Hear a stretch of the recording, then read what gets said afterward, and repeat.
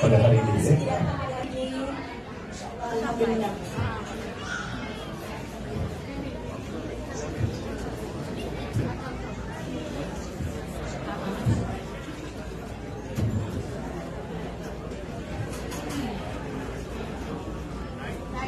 Kita minta para hadirin yang lain untuk mengambil tempat duduk masing-masing untuk memberi ruang.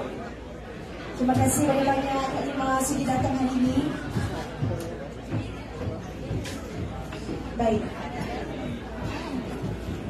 Sebentar lagi kita minta pada hari ini. Alhamdulillah.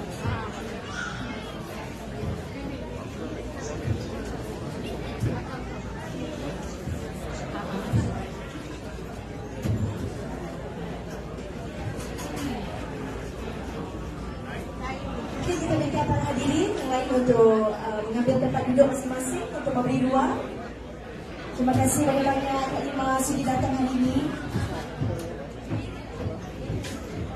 Baik. Sebentar lagi kita minta